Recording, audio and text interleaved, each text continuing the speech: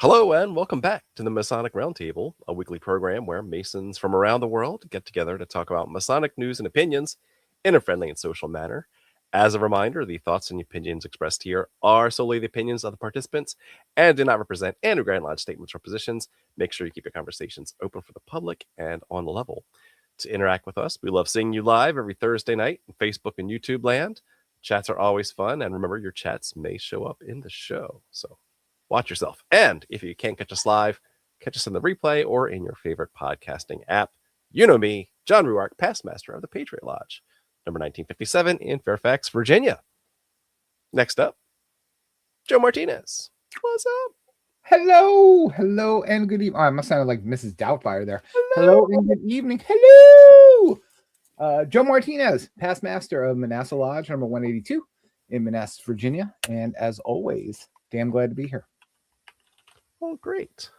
Yeah. Glad to see you. Glad to see you. Better to be seen than viewed. Brother Jason. Hey everybody. Jason Richards, past master of Vacation Lodge number 16 in Clifton, Virginia. And, I'm glad to be here as well. Glad to view you as well. What the hell? How did you get a hold of those pictures? There was a picture of you when you were younger. The dark web. All pictures of you were when they were younger. All right. Next up.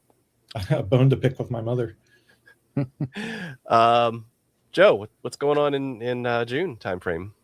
Well, again, we are hosting, let's see, our 6th in 7 years, Esotericon. We're back in 2026. We're back, baby. We're back again. So let's see, June 20th, 2026, Father's Day weekend. So ladies and kids and other folks, get your dads a gift this year and get them a ticket to Esotericon or her or whoever. It's open to all. It's open to everybody, all seekers, all people interested. This year we've got a Rosicrucian theme. So we like to have themes when we do these things. So the Rosa Lumens. Who wrote that? Who wrote that? I don't know, but it's good. It's hot. So this year we've got, if you want to hit the speakers link, we've got Billy Hamilton from Texas. He's coming. And then as John navigates, we've got, as always, Emeritus Esotericon scholar, Jamie Paul Lamb. He'll be back again. And we've got Kevin Homan, one of our hosts. He's doing a thing or two. And then we've got the always beautiful Jason M. Richards, who's actually doing a practical workshop. So that should be really fun. And we've got the man who's not here yet, Robert Johnson. He's back again doing some stuff. And our keynote speaker for this year is Brother Ike Baker. So you probably know him from Arcanum, all those other things. And let's see what else. So that's it for speakers. We also are again having a brew night, as we always do the night before at Sinistral in Old Town, Manassas, little private event just for us. So yeah, you'll see more details and stuff. Last count, 65% of our in-person tickets have been sold out. So we've got some tickets left. We cap it so that we all have room to hang out and be esoteric and not be in each other's faces like on a Spirit Airlines flight. So you've got a couple of weeks to get those tickets, but once they're sold out, they are sold out. So yeah. We want to free your spirit, not be like Spirit Airlines. No, we don't. Not a sponsor. Not a sponsor. Definitely not a sponsor. I'm looking forward to it. It's going to be fun. And there might be some alchemy to talk about while we're there. Indeed. And as always, I want to give a special shout out to the patrons who support the show. You guys are amazing. You keep this amazing for many, many years to come, or 2040. 14 more years, baby. 14 more years of donations. Woo. Looking forward to it. But, you know, I find myself, every time I have conversations with new brothers, I'm like, we did a TMR episode on that, and I'll go dig through the archives and go find and share that. So it's always good to think about all the stuff that we've covered over the past years. Thanks to the patrons who are awesome. Indeed, yeah. Who are super awesome. And you know what else is awesome, Joe? Tell me. You know what time it is. Oh, I know.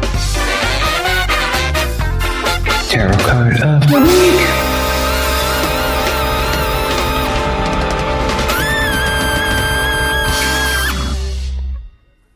Jazz hands and Really? spirit fingers. Starting to really grow on me, that song. So Good in, fungus. 3 years. Yeah. Starting to like it. What do we got, Jason? Rose athlete's foot. So this week we have to have the Splendor Solis Ooh, I have that one. tarot deck Well, Yeah. why do we have to do that? because we are talking about one of the most beautiful and richly illustrated alchemical treatises in existence. Mm-hmm. And so, of course, if we're going to talk about the Splendor Solis alchemical text, we have to go with the Splendor Solis alchemical tarot. And we have, for tonight's show, the Knight of Pentacles. Mm. That on the crescent moon. Look at that.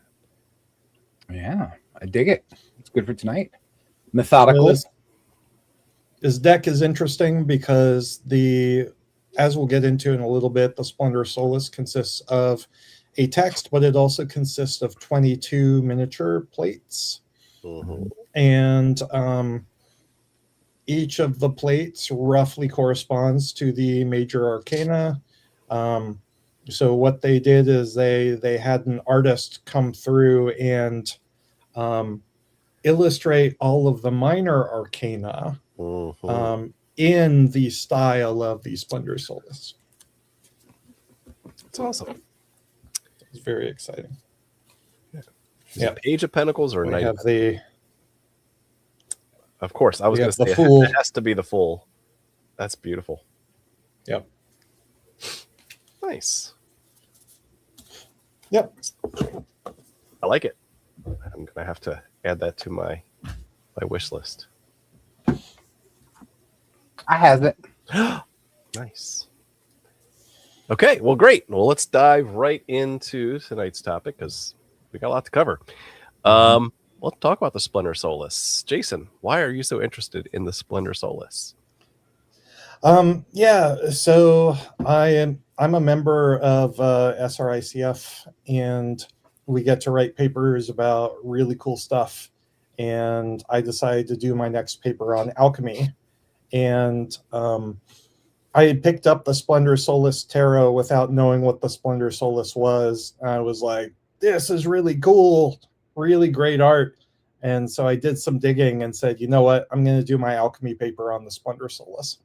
And so the Splendor Solis is an illuminated alchemical manuscript that kind of took shape in the early 16th century. So, this was getting put together and getting drawn, with kind of contemporaries of Heinrich Cornelius Agrippa and the Renaissance. And so there's a big emphasis on science and astrology and, of course, Middle Ages alchemy from the standpoint of metallurgy, trying to turn base metals like lead and tin into gold, but then also spiritual transmutation as well. And so the Splendor Solis really just takes a lot of these different kind of thought pieces that were going on in Europe at this time and blends them together into this really,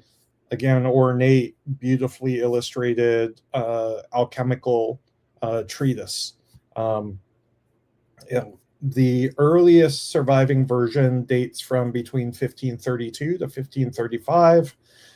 It's actually housed at the Kupferstichner Kabinett Museum in Berlin. And the best known copy is the British Library's Harley manuscript 3469, which is dated to 1582. And so all of the images that we're looking at tonight are from the Harley manuscript. It's the most well-preserved and the most richly detailed of the Splendor Solis manuscripts that we have. There are over 20 manuscripts or manuscript editions that we still have today. So this is a text that would have been circulated widely around Europe during the Renaissance. Well, one thing you highlighted, which I think a lot of people overlook when we're talking about the Renaissance. When we talk about the Renaissance, people think of Italy and, artists and stuff from that area. But Renaissance Germany was like a hotbed of science, birth of chemistry. You started to allude to that a little bit. And you actually got some of the most beautiful manuscripts and texts that came out of places like where the Splendor Solis came from. But like I said, you don't usually touch on Germany when you're learning about the Renaissance, right? You learn about the big artists and big things, a little bit of Da Vinci, but they don't really talk about Germany. Really. Well, and you have a big kind of cadre of German artists as well. You have like Dürer and others who are painting during this time. And of course, Germany is where Rosicrucianism formed or kind of sprang into being around 1600. And so if you have this alchemical treatise and this kind of hotbed of, Renaissance science and philosophy, I think it makes a lot of sense that you start getting things like the, alchemical wedding of Christian Rosenkreuz and others kind of at the turn of the 17th century. So they even attributed the Splendor Solis to a legendary figure, the teacher of Paracelsus, Solomon Trismosin. Actual or just for editorial purposes? Editorial purposes. So kind of like the New Testament. Mm-hmm. Yeah. Not actually, but we'll put his name on it. Yes. So the earliest manuscripts that we have do not actually list any authors whatsoever. It's it's not until 1612, and there's a French version there's a French version of 1612 that lists Solomon Trismosin as the author, and then the first English text version published in 1920 lists him as it again, and that's where it kind of enters into the public fray. For all intents and purposes, Solomon Trismosin was a figure that was made up by the Paracelsian cult to give a mystical lineage to Paracelsus. And so Paracelsus kind of was a bit of a hermit. And so, the people who followed him wanted to give him this ancient mystical wisdom lineage. So they invented this Solomon Trismosin to be his teacher. That happens a lot. Right? It's like, let's just add a little sprinkle of legitimacy here. A little sprinkle of you see that with here. Memphis Mizraim with the Orphic priest. You see that even with Christian Rosenkreuz. Yeah. So this is an old. It's I always think about it like these sort of things seem to have been concocted before people realized people could lie. Okay. Well, in a sense, right? Like, how'd you know? I saw it on the astral plane. Of course. Right. Like look at it. I mean, we see this all the time though with these characters, but I think that in the sense, I'm sorry, I'm jumping in right away, but do it. The sense here, looking at a character that may or may not have been, kind of loses the point. It's like when people go, Christian Rosenkreuz didn't exist, so Rosicrucianism's baloney. Yeah, It's like, neither did Noah, most likely, but right. here we are. It doesn't Right. it doesn't change the system that's there Right. that has people who follow it, who find value in it, That's it. changing their worlds. That's it. All about archetypes too, which That's is right. really a big theme of this whole set of plates. Well, I mean, you kind of hit it on the head there, right? Like to Robert's point, a lot of the use of these figures were more archetypal than copyright. You know what I mean? Like, oh, this dude did this, so he had to be a dude. No, it's like it's a concoction of ideas. You know, if we want to trace it to Masonry, we don't know who the hell wrote our ritual, right? We kind of attribute it to Desaguliers sometimes and all these other things, but nobody knows. But whatever figure we put in that place, it's a placeholder for an idea. And it, like I said, it wasn't like they had Amazon publishing and could call BS on it. It's like, oh no, you didn't write that, Solomon, you know, because nobody gave a crap. So No, you just took everybody else's essays, yes, Yeah. mushed them together, slap a published cover them on as it. your own. Yes. Let's go see some pictures then. Let's dive in because I know we got a lot to cover today. Let's go, Jason. Yep. So, real quick, the Splendor Solis has an accompanying text, but primary focus is the 22 plates. We'll see these plates divided into 4 thematic sets. The plates 1 to 4 talk about or illuminate kind of the principles of what they call the great work. Plates 5 to 11 actually step through the alchemical process. Plates 12 to 18 go through the planetary sequence, or the sequence of the planets. And then plates 19 to 22 are about the final transmutation, going from, you know, decay, putrefaction to pure gold. And so with that, we'll start with plate number 1, which is the Arma Artis, or the arms of the art. And so, you know, right out the gate, we have this heraldic theme. You have dual suns right here. And so already you're seeing kind of a focus on gold and royalty. There's a little bit of 3 in 1 and 1 in 3, in homage to the 3 principles of the Tria Prima: sulfur, mercury, and salt. You see the 3 in 1 in this bottom sun here, because if you can look closely, let me see if I can. Oh, I cannot zoom that in anymore. Each eye and then the mouth are little suns, and so representing the Tria Prima. You know, one thing I did like about this one too is for the first card, as you showed, it was equated to the Fool, the beginning of the alchemical journey.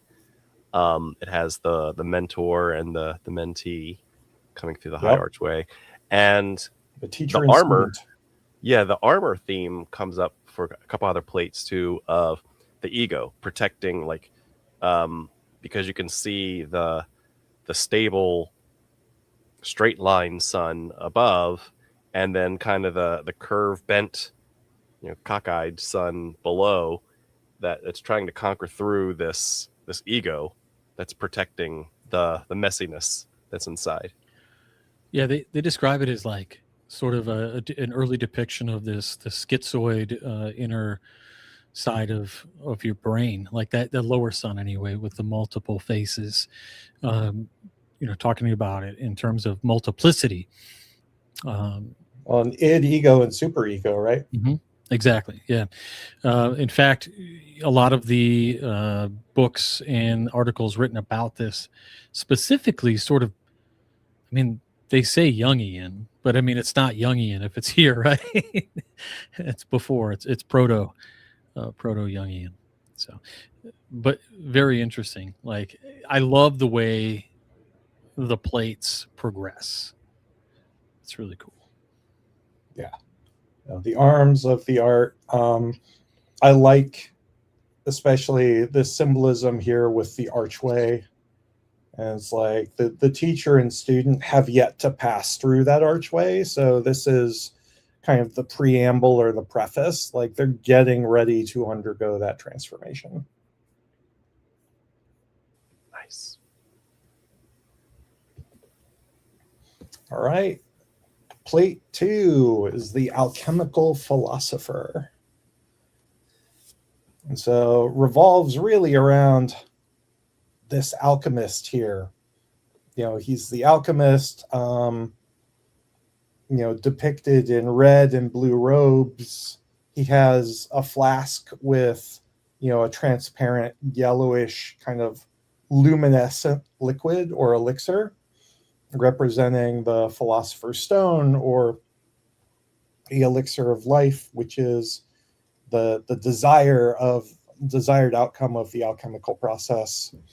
The motto up here in the smoke or the black ribbon is Eamus Quisitum Quasor Elementorum Naturas, which translates roughly into let us investigate the 4 elements of nature.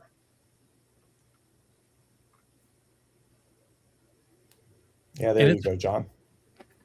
It's wild though, because like with alchemical texts, I think it's such a stark difference or a juxtapose, you might say, from the typical type of imagery we may be used to in masonry.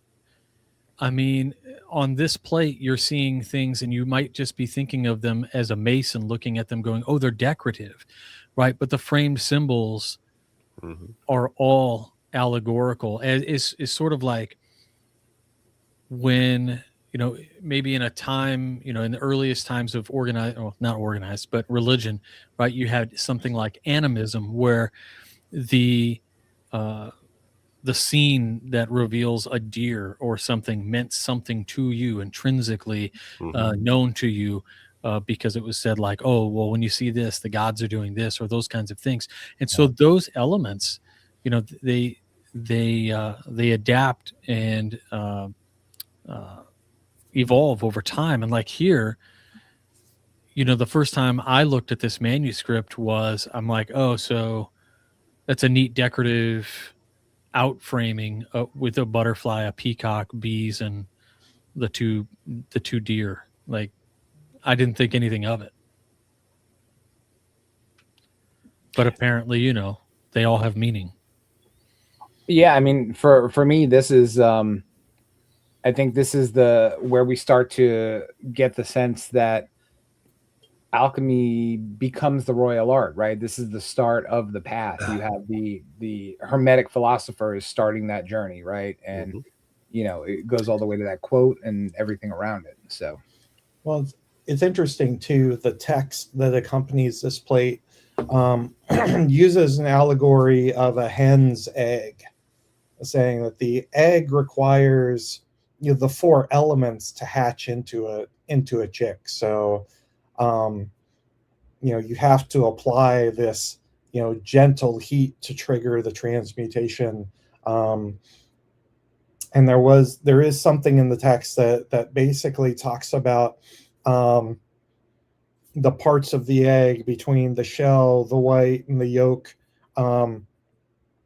being the various prima materia, and then the chick actually being the outcome of the process of alchemical transformation, which is pretty cool.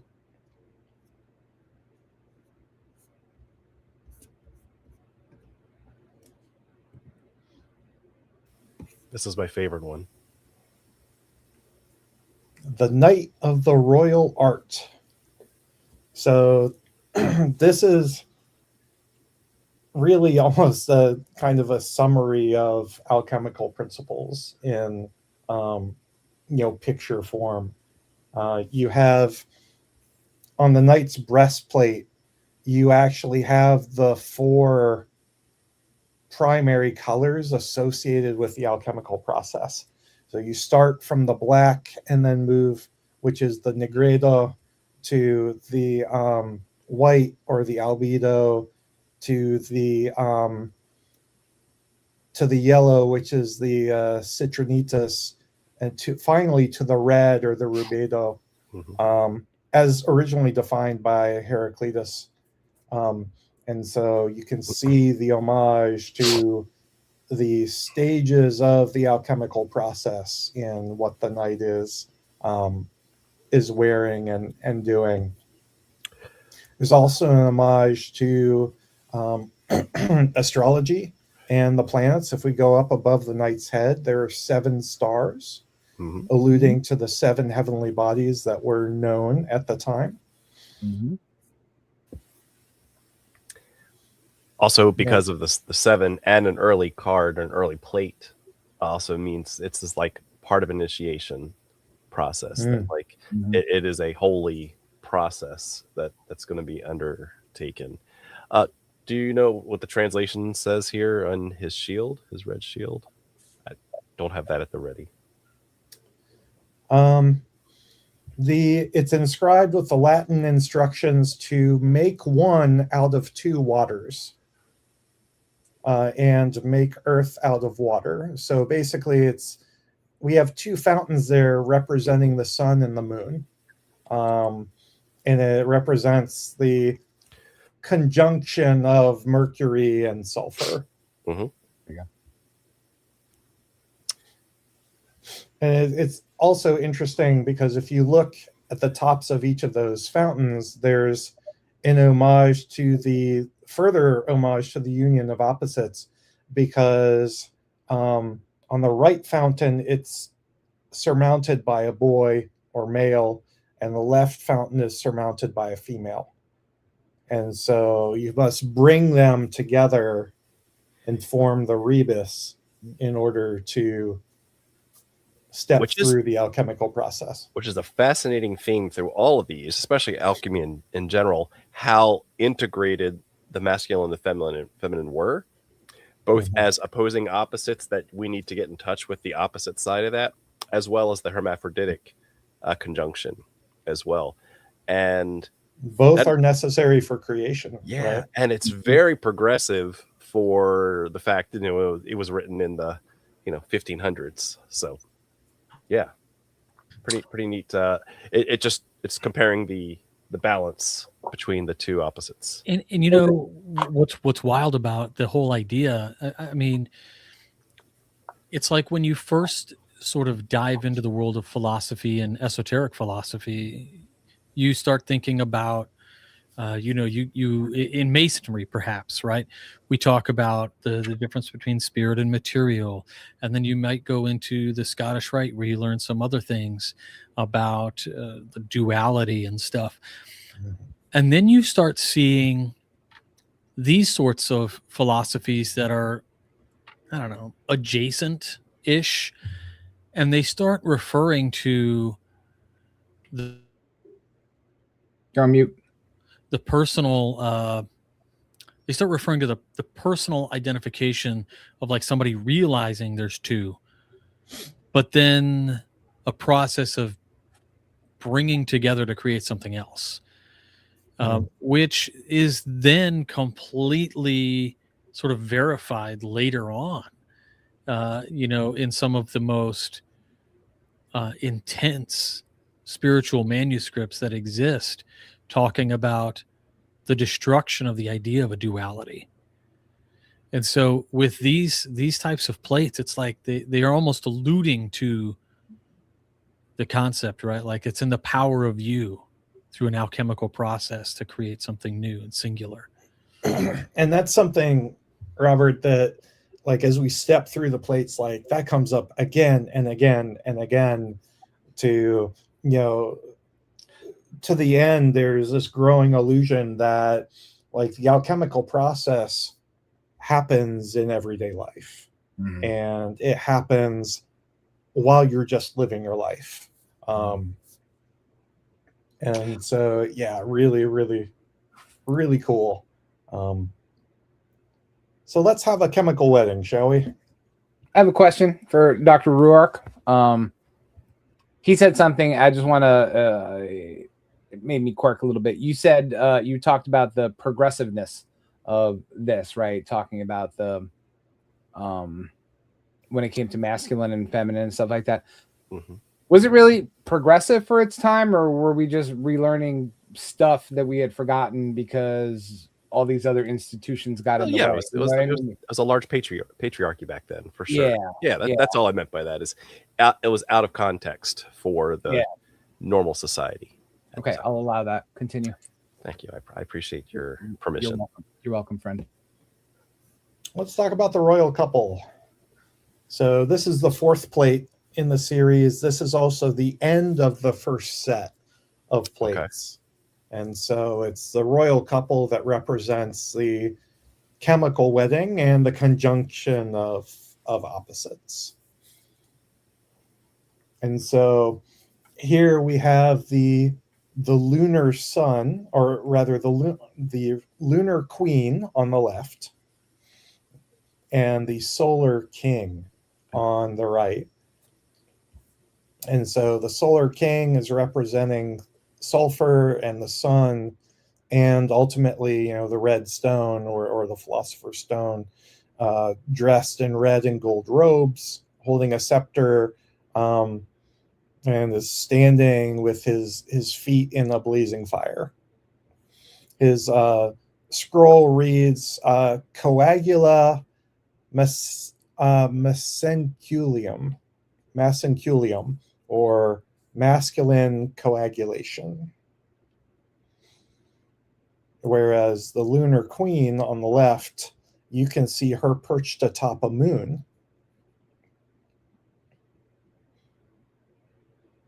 Yep. She's dressed all in white, and her scroll reads lac viramium, or virgin's milk.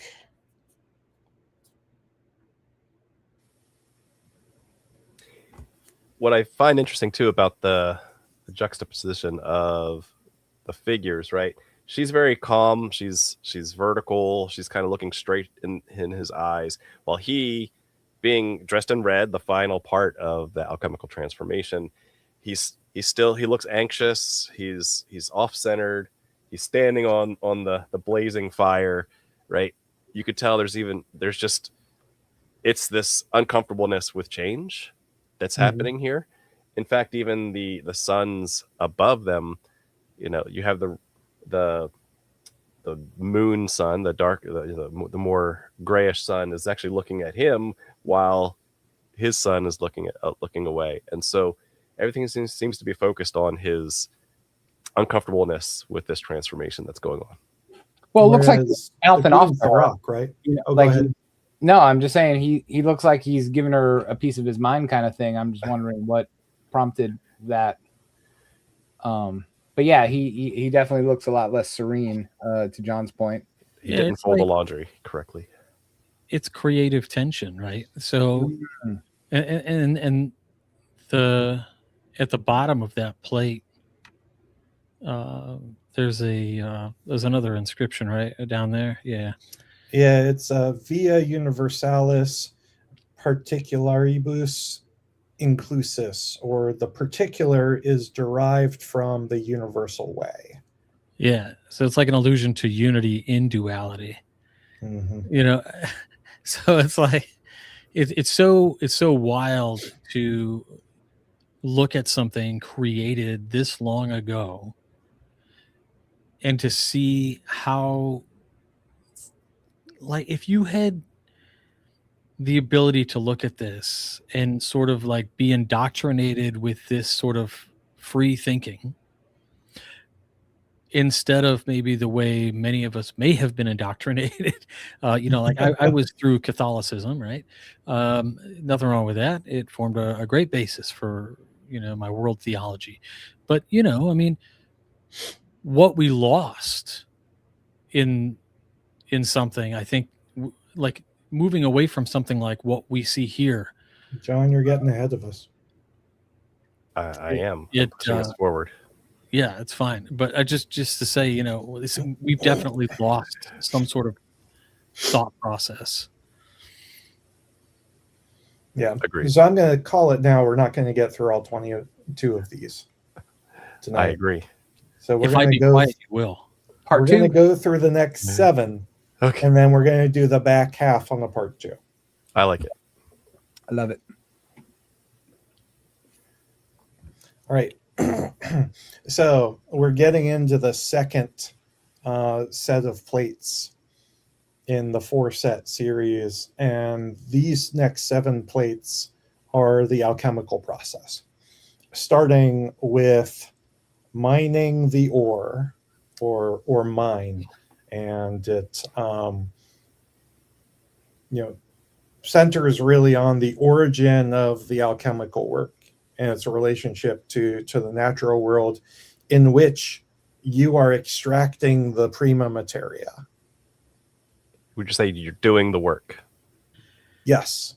What Well, would you you're say the you're prima starting to materia- do the work. You're starting to pull out all the garbage and the rough materials. Okay. Well, yeah. Before That the makes sense. transform. Sorry, I was just going to say before you can start transforming stuff, you got to extract it all out, right? So that's the very first part of alchemy.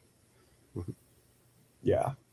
So elementally, this plate really represents the element of earth, shown by, the landscape, but then also the mining of the mountain. Mhm.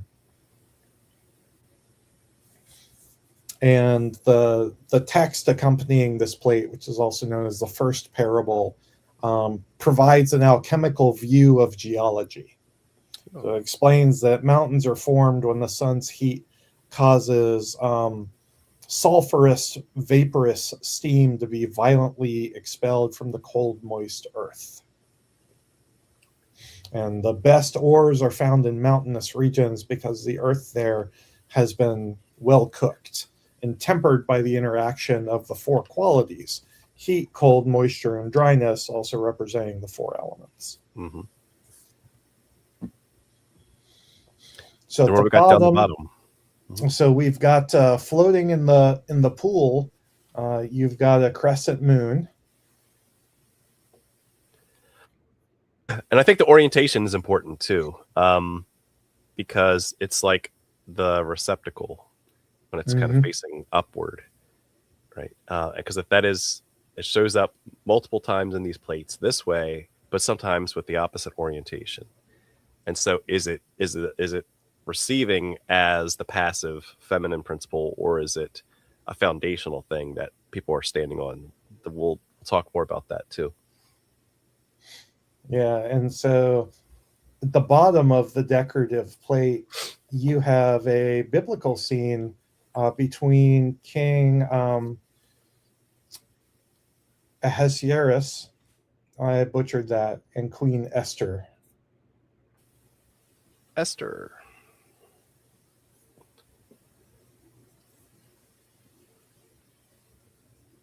Right. This was like the coronation of her, right? In the sense that that's when she became queen. Mm-hmm. Also, the active handing the reins off to the feminine. Yeah. Is there something here to like sort of suggest that what they've mined above, like here is my prima materia feminine cube, and he's like, awesome, here's my prima materia, masculine cube. What are we gonna do with these things? So I think this is, as opposed to her coronation, I think this is the biblical reference where she comes at personal risk to the king to intercede on the part of the Jewish people. And so, I believe, handing her something, being emblematical of him receiving her. Nice. It's been a long time since I've read the Book of Esther. Indeed. So next up, we have the philosophical tree.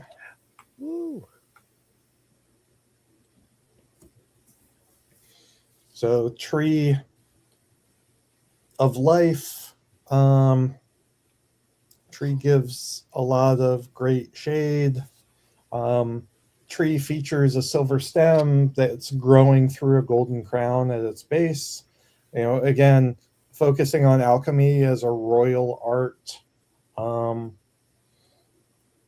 In the accompanying text, this tree brings forth 3 types of fruit: fine pearls, birds' nests, and the purest gold.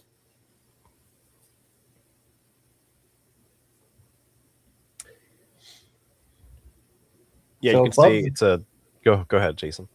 Say above the tree, if you scroll up, you have 14 crows, 7 black and 7 white. So representing the transition from the negredo, or the putrefaction, to the albedo, or the white purification. Nice. And then if you see the crow right atop the tree pecking at the fruit, has a white head, and so symbolizing the very moment that putrefaction begins to purify. I like it. Slight odd tangent. Is there?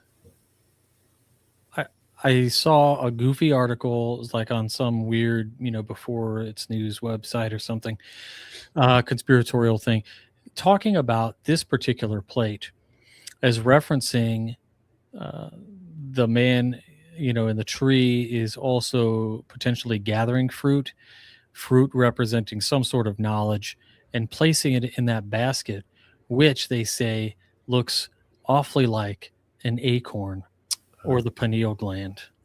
Hmm. I'm just gonna throw it out there. Like, Yeah. I'm not putting any weight into it at all. But I thought it was interesting that somebody, from a modern perspective, from all of these sort of esoteric arts that are out there today, somebody saw that. It was Well, definitely, it's a 7-rung ladder, right? Yep. 7 being a So holy we have number. the 7 planets. 7 planets. He's gathering gold branches and sharing the wisdom down to those below them. To Aeneas and Silvius. Interesting. And then we got bath time. Which is really What was the point of me going through and censoring the plates? I know. If you're just going to show the full titties. Sorry. It's artistic. It's alchemical, guy. alchemical boobies. It's okay. We're just gonna stay on this frame, or we're gonna move on here? I mean, What's going on? I was just say, Enhance. Jason's almost done. I mean, it takes a moment. So plate 7 is the thanks, Adam B.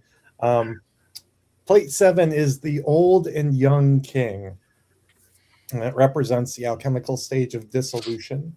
It's also associated with the element of water, and so it's kind of this transformative process whereby the old is destroyed, represented by the king in the background drowning, for the new state to be reborn, with the young king in the foreground with the dove.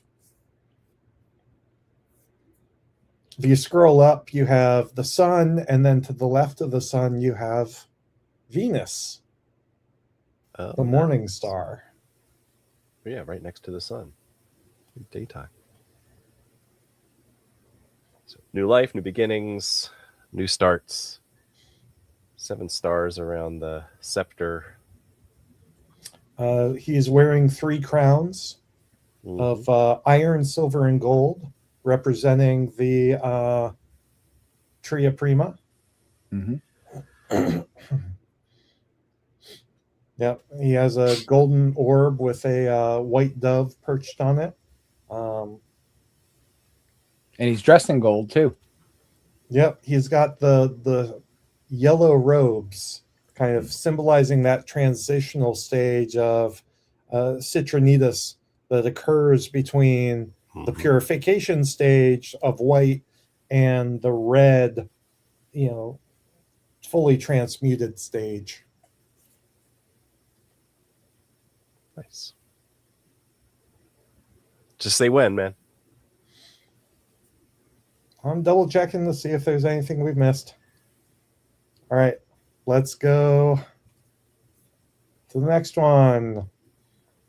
Here we have the Swamp Man and Angel. Very colorful. So with this plate, like, the process of transformation is in full swing. You have the naked Swamp Man who is coming out of a pool of putrefaction, and so the torso and legs of the man are black, but you can see one of his arms is white, and then the other arm, as well as his head, is red, symbolizing the various stages of transmutation that are occurring. The angel's handing him a red robe, signaling that his transformation is almost complete. Nice. The iconography of the coloring of the Swamp Man, right, is just like to perfection in terms of the symbology is very not lost on how things actually decompose. It's pretty rad. Yeah, the white arm even looks decomposed. Yeah, Yeah. like maybe he was laying on his right side and all the middle's all rotted up, and the left was maybe just like above water, so it's like logged out and like soggy, not quite rotten yet.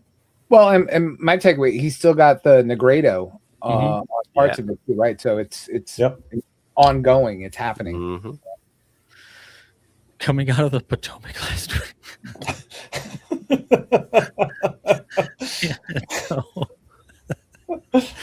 Oh. All right, next. Let's talk about hermaphrodites. Yay. So plate 9 is the hermaphrodite. Is representing the culmination of that union of opposites in the alchemical great work. And so what we started with the royal couple has come to fruition in this two-headed being, representing the perfect union of male and female. The rebus. The rebus, yes. And so, interestingly enough, if you scroll up just a little bit, John, if you look at the halos, you can see the left halo is masculine gold, and the right halo is lunar silver, representing the male and the female. And then you have the wings, which are emblematical of the two final stages of the alchemical process, being the rubido and the albedo. And there's the egg. Yep. There's the egg again. Yep. There's the egg, and it's, the egg is also the subject of what is now the 5th parable in the accompanying text. And here it is. It represents a microcosm containing all the necessary elements for creation. The shell is earth, the white is water, the membrane is air, and the yolk is fire. And the center of the yolk is the quintessence, symbolized by the fertilized chick. And it's delicious. I knew it was going to come up somewhere. Also, it's kind of cool because the shield, on the other hand, almost has like a landscape view painted on it. And so here also are the opposites of the microcosm and the macrocosm. Yep. I thought As it was above, so below. I thought it was reflecting what was on the other side of that. Tetron disc. Yeah, also it's a circular shield or mirror. It's a convex mirror, essentially. you can also check out the points of the entrance, my man. Mm-hmm. Mm-hmm. I don't know. Well, hey there.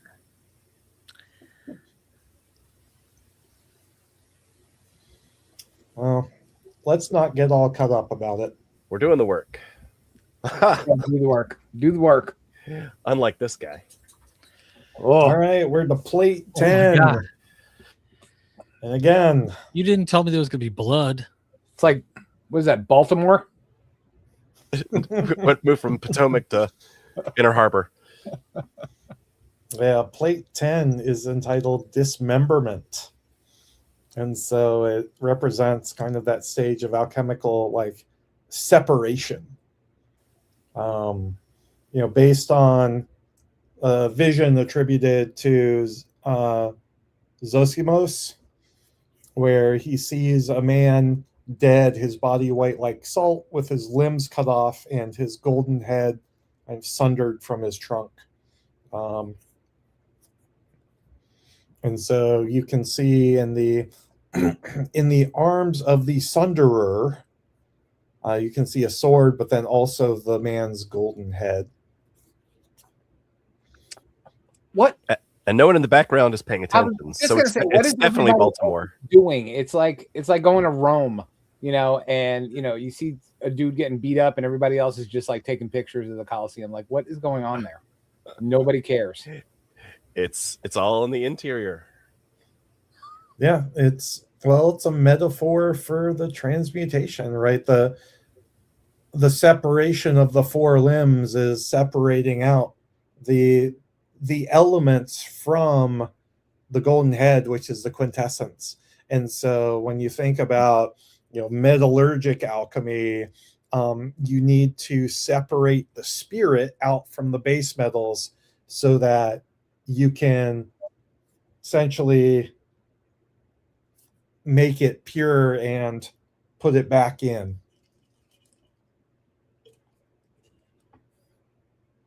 I think the backgrounds also don't get enough credit as well, right? Because you see this like gory thing, and it draws your eyes to it. Sharp red colors, right? Golden head, but then it's a very Venetian background, right? And so where we had a lot of the earthy backgrounds and landscapes in some of the earlier plates, we're starting to balance that with water and some of the other elements as well. I just think that's a nice touch. Well, I wasn't being glib when I was talking about the dude, but you got one guy like a schmuck, pointing at a boat when all this other stuff is going on. Like, what does that mean? Like, there's much more interesting things going on near the Sunderer than the dingleberry on a boat, on a gondola. Sorry. Not everyone is fit to go through alchemical transformation. Oh, well, I like that. I like that. Good answer. Good answer. Up right there, buddy. I mean, if you look back at the swordsman, the color scheme comes into play again, where you can really see the swordsman as representing that alchemical process between the black, the white, the red, and then the purified gold. And then the last plate for tonight, the seventh and the final plate in the alchemical process set, is entitled Decoction. It's a process of boiling and volatilization to bring about transformation. Imagery is inspired by Ovid's Metamorphoses, specifically the story of the sorceress Medea restoring youth to the aged Aeson by boiling him in a cauldron. In the alchemical parable, an old man who desires to be young again has himself cut into pieces and boiled until he is perfectly cooked, at which point his limbs unite to form a rejuvenated body. That's a soup I have not had before. Well, I mean, in my paper, I originally had put decoction in parentheses soup. Nice. I deleted it before I sent it to the college.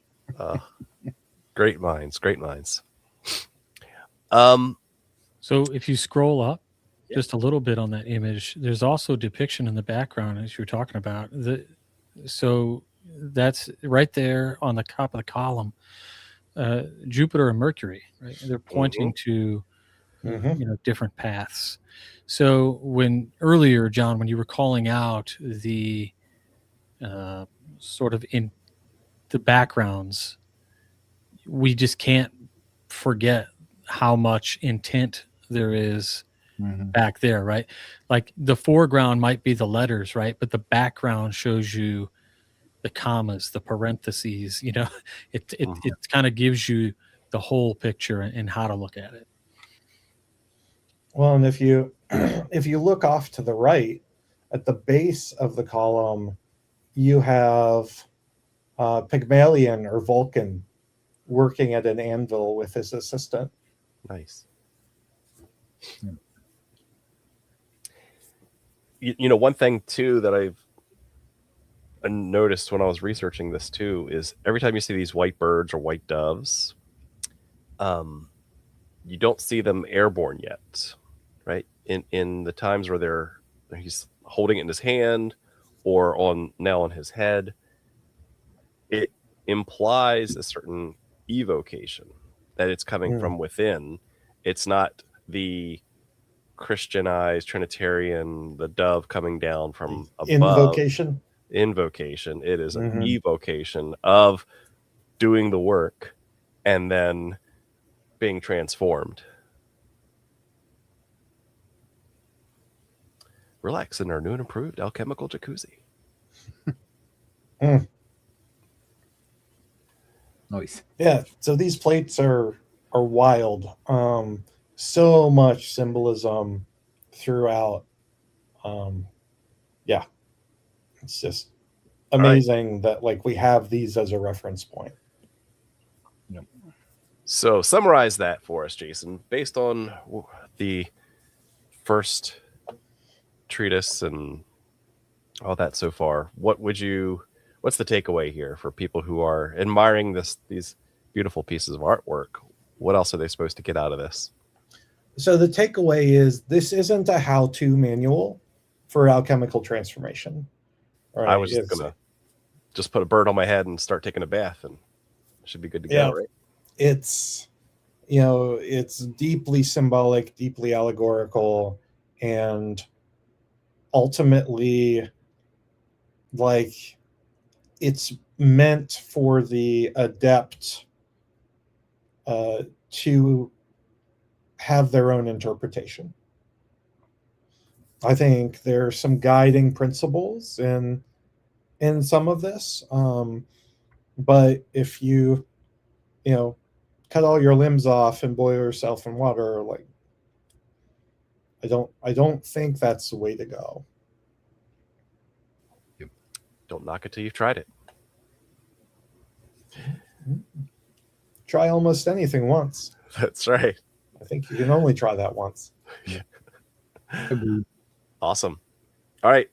Before we start to wrap up, Joe, Robert, any final thoughts on the first half? Yeah. Splendor Solis. This was amazing and a great stopping point. So thank you, Jason. I mean, we really just started to dip our toes in the story of alchemical change, right? Where we started with the miner, going through the swamp and the dismembered king, and then showing that work being refined.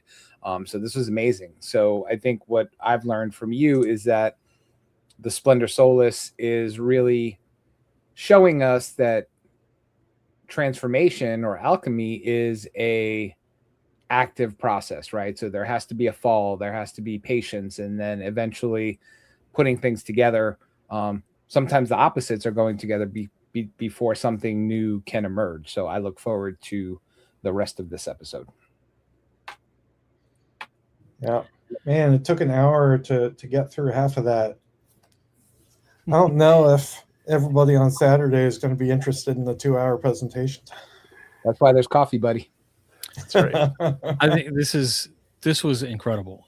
It's something that is not often talked about. I think you've definitely got something here that has a potential to sort of explode on the you want to say in vogue esoteric scene, perhaps in the near future. So I think it's awesome. I loved, just the raw chaos in these initial images and the stark, allegories that they are depicting. Here's my giant Splendor Solis art book that Oh. I spent way too much money on. It was like when I bought a university copy of the Voynich manuscript before it was like anything, and I had to find it through some backwater channel personal printing university edition. It ended up costing me over $100, I'll say, but like it was. This likewise was Greater over than $100. $100. I mean, $100 is $100. I mean, Yeah. so, yeah, it was, but well worth it. It was really amazing. So, right. Thank you, Jason. No, this Awesome. is fun. Yep. Thank you, Jason. This is very cool. I think that the big takeaway there is Let's wait until we get to the kids and plate 19 nice. Alchemical movements. or no, The, 20, plate 20. The big takeaway here for me was, like you said, it's not an instruction manual, but for those who have eyes to see it and those ears to hear it, right, they're going to pick up on the symbolism. That's something that we can relate to as Masons, that symbols, once you know what you're looking for, can have more powerful impact and can cue you back to different parts of your initiation and your own internal processes of how you're applying those symbols in your daily life. And so this, to me, would be no different than like, tarot decks and oracle cards and all that, just to say, hey, have you thought about this? Have you thought about where you are on this internal transformation that you're going through right now? And so it's a handy dandy guide for those already doing the work.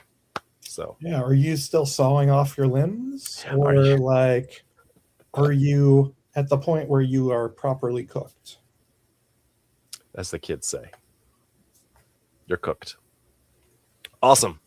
All right, thanks, Jason. We'll have to do a part 2 because I can't wait to see a lot more of the astrology that comes in the later plates. So until then, I want to thank you all very much for watching and keep searching for more light. Have a good night. Wow.